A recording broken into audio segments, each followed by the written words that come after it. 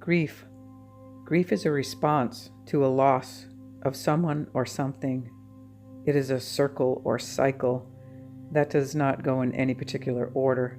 We bounce around in this cycle. Grief has 7 stages, the first being shock and denial. This is the stage where it doesn't feel real. It's almost unbelievable. We are not denying this on purpose. It's an automatic response of not wanting to believe it. The second stage is the anger. This can be projected onto God for allowing it, onto others for being careless or neglectful, or onto oneself for not knowing or helping. Anger has a lot of energy in it.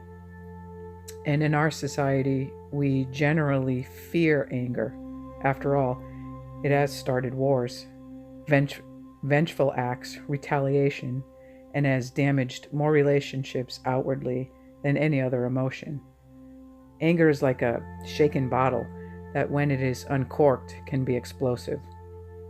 In my experiences and learning from others and seeing it in others, it's better to let this anger out than to repress it or keep it in. There are ways to do this without hurting others or ourselves. Screaming in one's car, hitting pillows, exercise, sharing verbally with a trusted friend, jumping up and down. It's like moving this energy out in some form. The next stage or cycle is the bargaining. This is where we beg and plead for this to not be happening. We do not want to experience this pain and will do anything to stop it.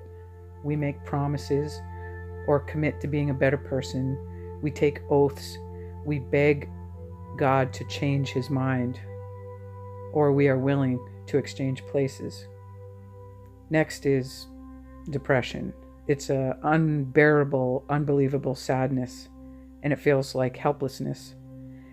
At this stage, memories surface and expectation that can never happen comes into one's mind. A loss of life and joy, a loss of appetite, and there's no use fighting, as one is just lifeless, without hope, without caring. These cycles move back to anger, into depression, back to shock, into bargaining. It's a crazy madness of jumping all around. And just when you think you've moved into acceptance, you're right back at anger.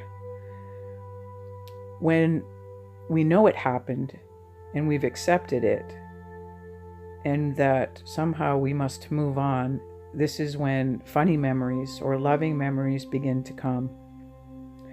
And just when you find relief from sadness, the tears come back again, then the anger, and then the begging. I have seen and have experienced myself that the world is and has been experiencing this cycle of grief.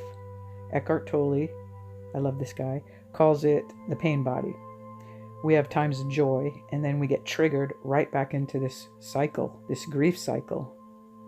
What I have come to learn and what works is allowing this cycle to take you, not fighting it or resisting it. Be angry. Be sad. Be in this pain cycle. All of our bargaining was about not wanting to feel this. It sounds like if we allow it, we are somehow agreeing to pain, but that is not true. We are not agreeing to it. We are healing it. We are facing it by allowing it. Grief hits everyone, and no one can really help us. I mean, we try to give away or get others to see our pain, but the truth is, each one of us has to process like centuries of pain ourselves. We can put it off, but we cannot run and hide from it. And nobody can save you. We've tried this and it doesn't work. Each one of us must face our own grief. Eventually, and usually quickly, when we allow it, it subsides. Each loss, each death triggers this pain until there's none left. The pain is gone, healed, transformed. And I want to thank you for your courage and willingness to allow yourself to heal. For what you do for you, you do for all. Peace to you.